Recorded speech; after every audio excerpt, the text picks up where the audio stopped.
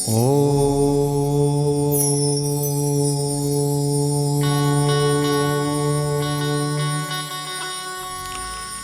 गणेशाय नमः।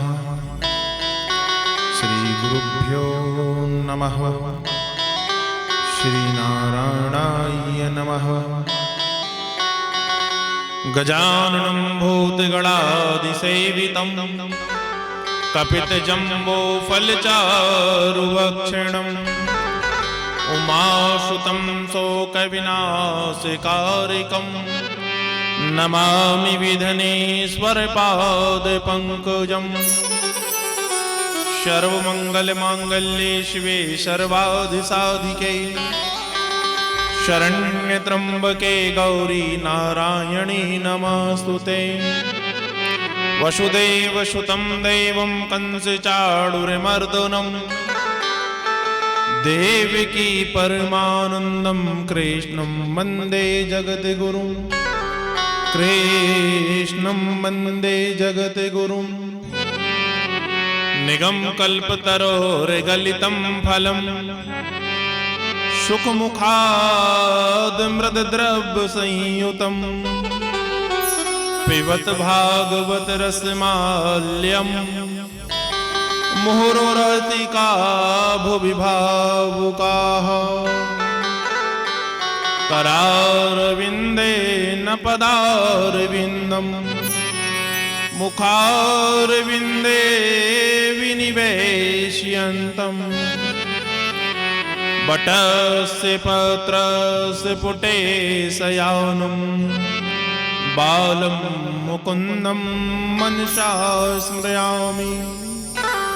हे कृष्ण हे यादव हे सखेति गोविंद दामोदर माधवेति। गोविंद दामोदर माधवेति। जिह्वे पिबत स्वामृतदेवः गोविंद दामोदर माधवेति।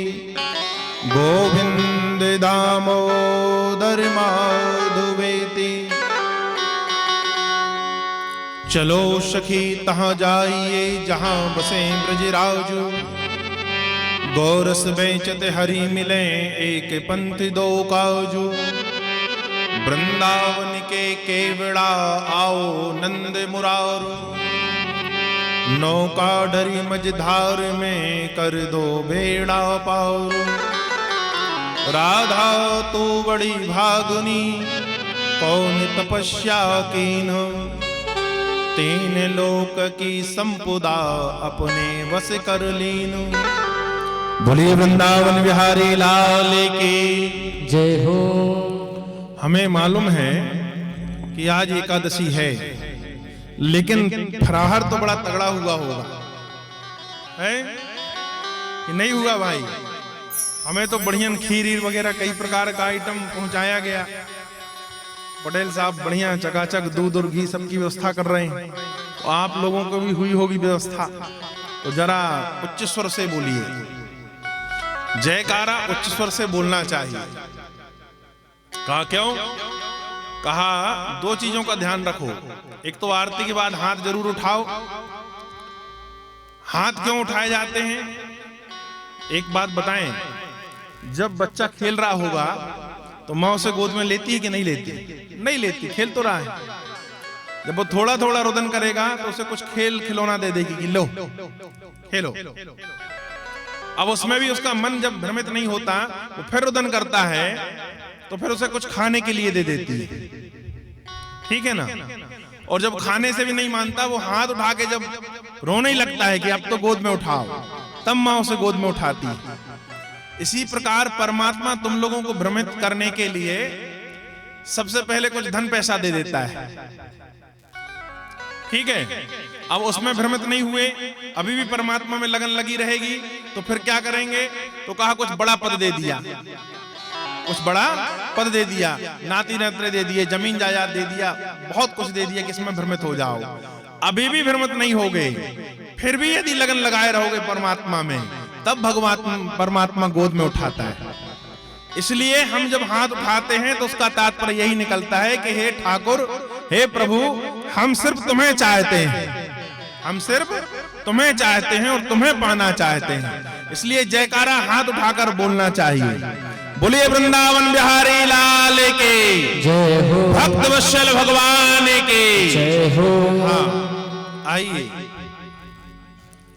अनंत कोटि ब्रह्मांड नायक राजाधिराज भगवान कौशल नंदन श्री राम जी सरकार के चरणारविंद, अनंत बलवंत हनुमान जी के चरणारविंदों को प्रणाम करते हुए, यशोदा नंदन ब्रज नंदन राधा वल्लभ सरकार के चरणारविंदों को प्रणाम करते हुए, त्रिपुर सुंदरी बाला भगवती आदि शक्ति जगदम्बा साक्षात कलकल वाहिनी मां नर्मदा जी के चरणारविंदों को प्रणाम करते हुए, मंच की मर्यादा के अनुसार 2 मिनट हम और आप सब भजन करेंगे प्रेम से भगवान का, और उसके बाद पर जैसी हनुमान जी की इच्छा होगी उस तरफ चले चलेंगे।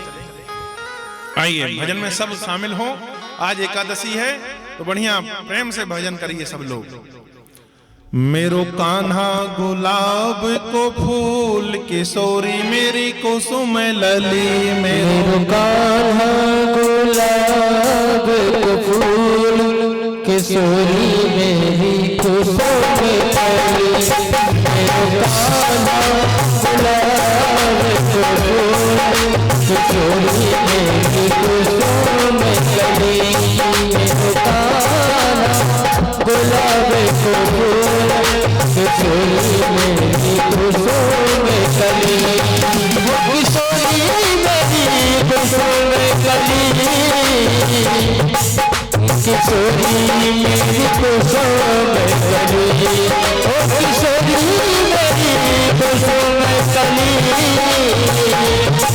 किशोरी मेरी कुसुम कली, मेरो कान्हा हो मेरो कान्हा, मेरो कान्हा गुलाब को फूल किशोरी मेरी कुसुम कली।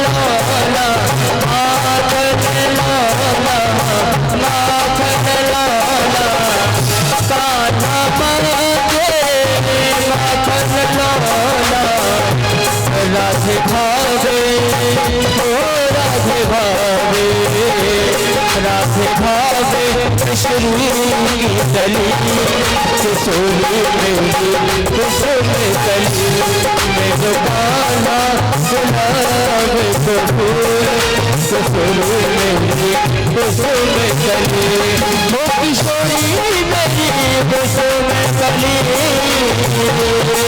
केसरी मेरी कुसुम कली वो किशोरी मेरी कुसुम कली केसरी मेरी कुसुम कली मेरो कान्हा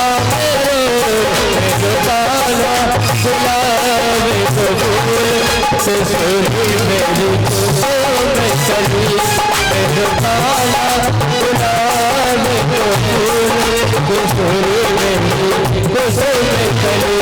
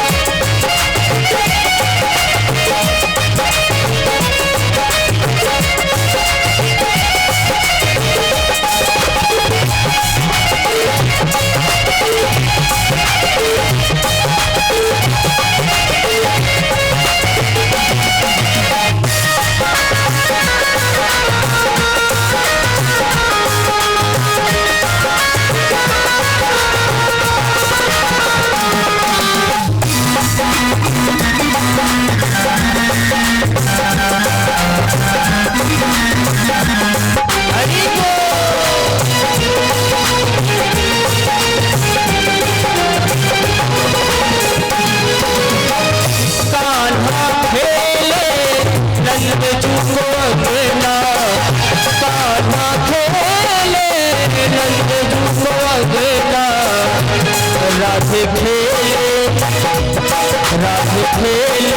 रंगीली गली किशोरी मेरी कुसुम कली मेरो कान्हा गुलाब को फूल किशोरी मेरी कुसुम कली ओ किशोरी मेरी कुसुम कली ओ किशोरी मेरी कुसुम कली ओ किशोरी किशोरी मेरी कुसुम कली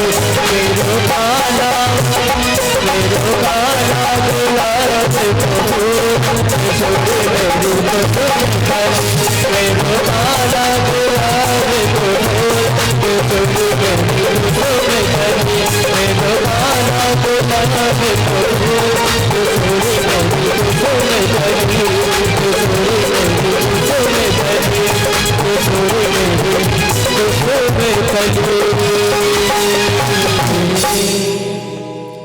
बोलिए वृंदावन बिहारी लाल की जय हो। देखो भैया, यदि आपके ऊपर कोई संकट आने वाला होगा या किसी प्रकार से कुछ लिखी बदी भी होगी, यदि आप भक्ति मार्ग में हो, कहा कि यदि तुम उसके भक्त बन जाओगे तो तुम्हारे ऊपर आने वाला संकट जो है, जो अशुभ है, वह शुभ में बदल जाएगा। कहो कैसे? कहा कि एक गुरु थे माधवाचार्य जी, बड़े पांडित्य हुए, संतों में उनका नाम बड़ा श्रेष्ठ। तो माधवाचार्य जी जो है वो उड़ीसा में भगवान की सेवा किया करते थे। उड़ीसा में जो भगवान जगन्नाथ स्वामी है ना, उड़ीसा में भगवान की सेवा किया करते थे। पूरे विश्व में 98% मंदिर जो हैं वो राधा कृष्ण के हैं। भगवान श्री कृष्ण जहां बैठे हैं विग्रह, तो राधा जी के साथ बैठे हैं पूरे विश्व में। और 1.5% मंदिर जो हैं वो ये समझ के चलो कि बलदाऊ जी के साथ में है। बिरले 1-2 मंदिर हैं जहां भगवान श्री कृष्ण जो हैं अपनी बहन सुभद्रा और बलदाऊ जी के साथ विराजमान है। और उसमें सबसे ज्यादा श्रेष्ठ मंदिर जो है वो जगन्नाथ स्वामी का है। वहां भगवान श्री ठाकुर जी, कन्हैया जी, बलदाऊ जी और उनकी बहन जो है सुभद्रा, तीनों विराजमान है। और उस मंदिर का बड़ा प्रताप है कि वहां यदि हवा जो है पूरब की ओर चल रही है तो सब मंदिरों के पताका जो है, ध्वज जो है, झंडे जो हैं वह पूरब की ओर उड़ेंगे। लेकिन जगन्नाथ स्वामी का मंदिर का ध्वज जो है वो पश्चिम की ओर उड़ेगा यदि हवा पूरब की ओर चल रही है। आप एक के ऊपर एक 7 अटका चढ़ाइए, 7 मटका चढ़ाइए। अब आग तो नीचे वाले मटके में ज्यादा लग रही, तो पकना चाहिए नीचे वाला मटका, लेकिन सबसे पहले पकेगा ऊपर वाला मटका। आज तक कोई भी प्लेन, कोई भी हवाई जहाज मंदिर के शिखर के ऊपर से नहीं निकल पाया। वहां जाके जो है यह प्रत्यक्ष उदाहरण देखा जा सकता है। ऐसे कई चमत्कार उस मंदिर में हैं। बाहर जब आप प्रांगण में खड़े होंगे, बाहर जब मैदान में खड़े होंगे, तो समुद्रों की लहरों की आवाज बहुत आएगी, लेकिन यदि मंदिर के अंदर प्रवेश किया आपने तो वहां आवाज आना बंद हो जाती है समुद्र की, जबकि समुद्र लगा हुआ है। तो उसी मंदिर के पुजारी थे माधवाचार्य जी महाराज, और बड़े भक्त थे महाराज, भगवान की बड़ी सेवा करें। एक दिन कन्हैया ने बुलाया कि शाम को आना जरा, महाराज जी आपसे काम है। महाराज भक्त आदमी, सीधे साधे ब्राह्मण, और सेवा करते करते जो है वो बुढ़ापा भी आ गया था। पहुंच गए कन्हैया जी के पास, कहा प्रभु आदेश। कहा ऐसा है कि जब से ब्रज छूटा है और मैं तुम्हारे यहां पर आया हूं, तो जब से कहा 2 बातें हैं। बोले क्या? कहा एक तो आप लोग इतना खिलाते हो, और सही में देखिए एक बात है, जब कथा में आओ ना तो तार्किक बुद्धि बाहर रख के आना चाहिए। क्यों? कहा कथा जो है भाव जगत की है, कथा जो है वो भाव जगत की है। भाव जगत का मतलब, कहा जैसे गूंगे को जो है वो आम का रस दोगे कि बता स्वाद कैसा लग रहा है, तो बता पाएगा क्या? नहीं बता पाएगा। कल जब भगवान का जन्म होगा तो ये देखना आप कि गोपियां पूछती हैं एक दूसरी गोपियों से कि यशोदा के यहाँ जो लल्ला हुआ है, बहुत लाइन लगी गोपियों की दर्शन के लिए। तो जो दर्शन करके जा रही है गोपी, उससे जो लाइन में लगी गोपियां हैं वह कहती हैं कि यशोदा के यहाँ जो लल्ला हुआ है, जिसका अभी अभी तूने मुख देख के आई है, ये बता वो कैसा है। तो गोपी बड़े अच्छे से कहती है कि मत पूछ बहन। कहा क्यों? कहा जिनने देखा है आंखों ने, वो बोल नहीं सकती, और कहा जो बोल सकती है जिह्वा, उसने देखा नहीं है, तो वर्णन नहीं किया जा सकता इतना अच्छा है, वर्णन नहीं किया जा सकता इतना अच्छा है। तो कथा का कहने का तात्पर्य है कथा भाव जगत की है। अब हृदय की जो है भावनाएं को व्यक्त करने के लिए शब्द ही नहीं बना, और कहा जब प्रेम अनंत होता है तो शब्द जो है मर्यादा खो देते हैं। बहुत ज्यादा जो है शब्द में श्री, आदरणीय, श्रीमान लगाने की आवश्यकता नहीं होती, क्योंकि प्रेम अधिक हो गया तो माँ बाप जैसा आदमी प्रेम करने लगता है, बहन भाई जैसा प्रेम करने लगता है, तो शब्द की मर्यादा हो जाती है। इसलिए गोपियां भगवान श्री कृष्ण को अरे कन्हैया और माँ यशोदा अरे कलुआ ये कह के बुलाती है। ठीक है ना? अब इसमें एक कथा आती है, हमारे यहाँ गोसलपुर में एक बाबा थे। अब प्रेम जगत की बात है, और प्रेम की जगत की बात प्रेम जगत ही जाने। तो कहा कि वो भगवान श्री कृष्ण से इतना प्रेम करते थे कि सब कहीं श्री कृष्ण देखते थे।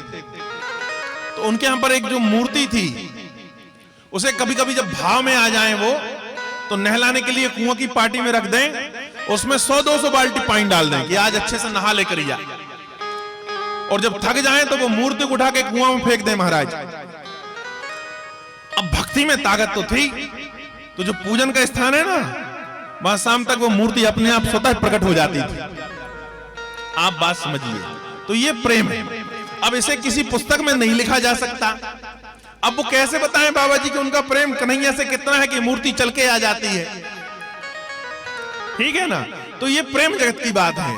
तो माधव जी वहां पर जो है कन्हैया ने बुलाया, और कन्हैया ने कहा कि जब से मैं आपके उड़ीसा प्रांत में आया हूं, तब से आपने मुझे बहुत खिलाया है।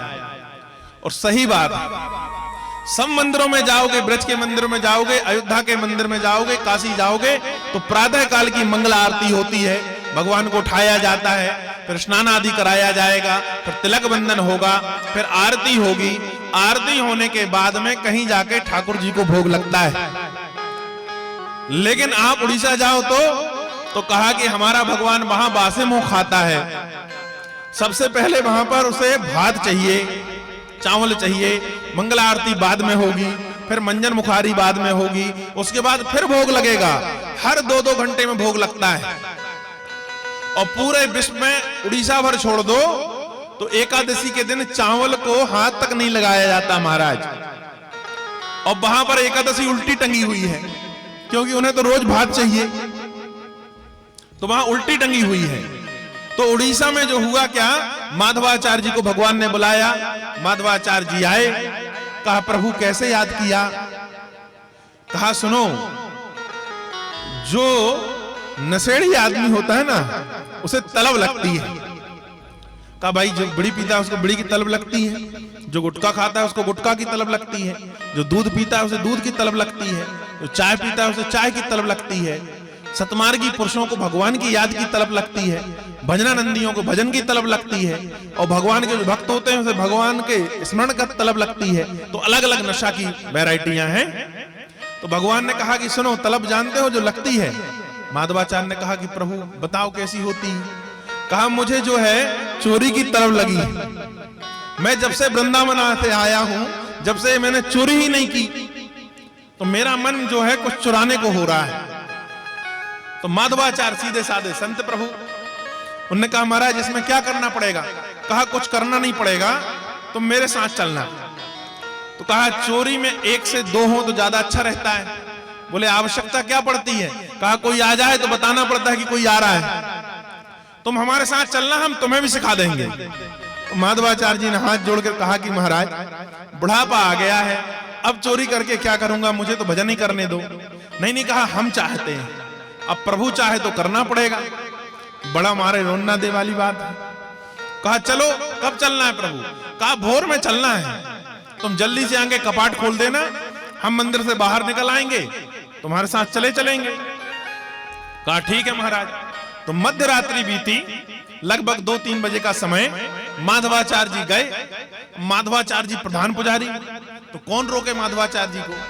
कहा कोई काम होगा, मंदिर में आए हैं रात में। गए, जाके मंदिर खोला महाराज, कन्हैया को जगाया, जग के कन्हैया बाहर आए, मुंह हाथ धोया, तो 3 बज गया महाराज। कन्हैया ने कहा जल्दी चलो, सुबह हो जाएगी तो चोरी नहीं कर पाएंगे। कहा चलो। तो कहा कन्हैया क्या चुराना है। कहा जो पहले मिल जाए वही चुरा लेंगे। कहा ठीक है। रास्ते से निकले तो जो उड़ीसा के राजा थे उनका बहुत बड़ा बगीचा था महाराज, 1000 एकड़ का। अब आप जाएंगे तो जो जगन्नाथ का बगीचा बचता है वो उन्हीं का बगीचा था राजा का।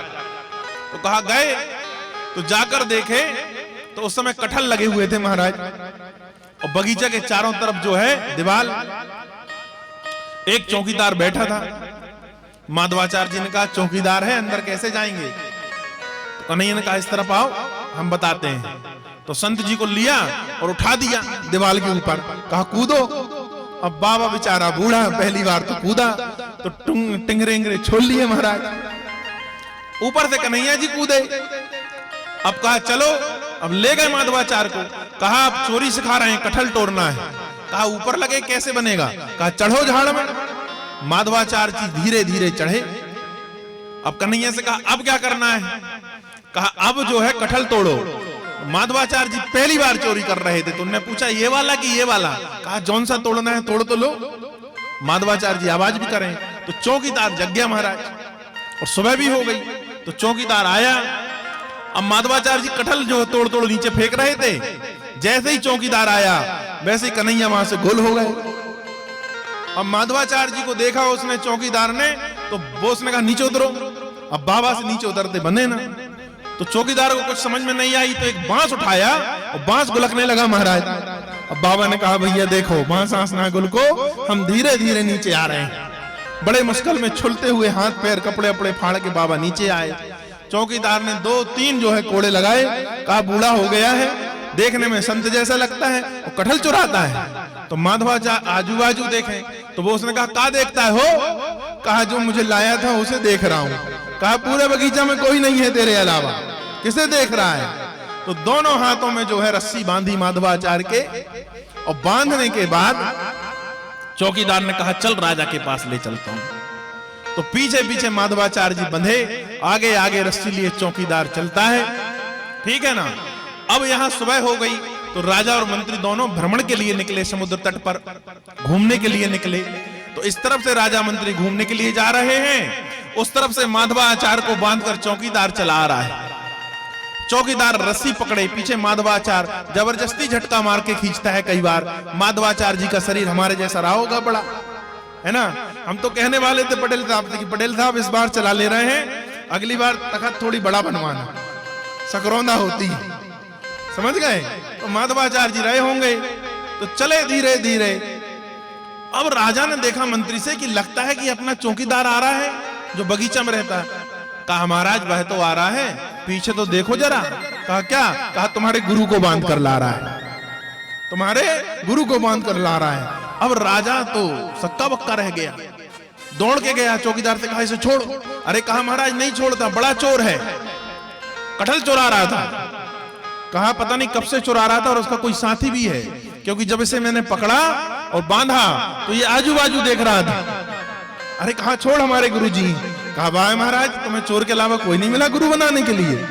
कहा महाराज अभी छोड़, मैं देखता हूं। छोड़ा, प्रणाम किया गुरु जी को। माधवाचार्य जी खड़े, कहा प्रभु ये क्या लीला है? माधवाचार्य जी ने कहा कि राजन कुछ नहीं है, लीला तो उसकी है, वो खुद चोर है, मुझे भी चोर बना गया।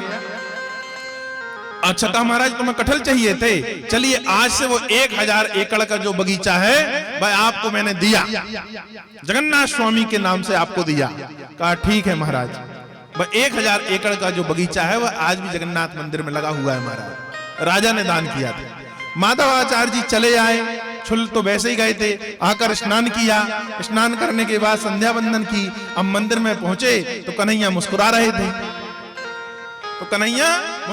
थे, तो माधवाचार्य जी ने प्रणाम करके कहा जय हो प्रभु, तुम्हारे जैसा छलिया नहीं देखा, इसलिए तुम पे सब विश्वास जल्दी नहीं करते। कहा तुमने हमें फंसा दिए वहां पर और भाग आए। तो कन्हैया ने कहा कि ऐसा है माधवाचार्य, तुम्हें थोड़ी देर के लिए हथकड़ी वाली यातनाएं बदी थी और तुम्हें सजा मिलनी थी, तो यदि मैं तुम्हें हथकड़ी ना लगवाता और सामान्य समाज यदि कोई हथकड़ी लगवाती तो बड़ी बदनामी होती, इसलिए मैंने आपको हथकड़ी लगाई। तो कहने का तात्पर्य यह है कि परमात्मा यदि कोई सजा भी देता है या संत जन या गुणीजन कुछ आपको अशब्द भी कह दें तो यह समझना चाहिए कि उनके पीछे आपका हित ही छुपा हुआ होगा। बोलिए वृंदावन बिहारी लाल की। इसलिए जो है हमारा परम कर्तव्य है कि सिर्फ भगवान का नाम लेते जाओ और भजन करते जाओ, लेकिन भजन ही नहीं होता। कबीर बहुत अच्छी बात कहता है कि अनाड़ी दुनिया भजन बिना कैसे तर है, अनाड़ी दुनिया भजन बिना कैसे तर है। कहा कैसे? कहा जियत मां बाप की सेवा न कर है मरे बाद पछताई। जीने में मां बाप की सेवा कर दो तो मरने के बाद पछतावा नहीं होगा। तो कहा जियत मां बाप की सेवा न कर है मरे बाद पछताई, और रूखे सूखे टुकड़ा देकर कौओं को बाप बनाई, अनाड़ी दुनिया भजन बिना कैसे तर है। अरे जीते में माँ बाप को जलेबी खिला दो, जो उन्हें खाना है, जो भी उनकी इच्छा है वह खिला दो। मरने के बाद जब कौओं को आप टुकड़े डालते हो, कागौर डालते हो, तो कहते हो माँ बाप आए हैं, हमारे पुरखे आए हैं। वह स्थिति लाओ ही मत, पहले ही माँ बाप को संतुष्ट करके भेजो तो टुकड़े डालने की आवश्यकता नहीं होगी। तो कबीर कहता है जियत माँ बाप की पूजा न कर है मरे बाद पछताई, और रूखे सूखे टुकड़ा देकर कौओं को बाप बनाई, अनाड़ी दुनिया भजन बिना कैसे तर है। और क्या करते हैं? कहा आठाना को नरियल लेकर रूठे देव मनाई। कहा खेरमाई रूठ गई है, दूल्हा देव रूठ गया है, कुल देवता रूठे, तो क्या? कहा नरियल चढ़ा दो। हम लोग बड़ी अच्छे से नरियल लेके जाते हैं, तो क्या करते हैं? नरियल की बूंच नीच के तो चढ़ा देते हैं, नारियल फोड़कर भेली खुद खा लेते हैं। खाते हो कि नहीं खाते? तो कहा बूंच नीच सब देवों को देकर हेली हिलमिल खाई, अनाड़ी दुनिया भजन बिना कैसे तर है। आठाना को नरियल लेकर रूठे देव मनाई, और बूंच नीच सब देवों को देकर भेली हिलमिल खाई, अनाड़ी दुनिया भजन बिना कैसे तर है।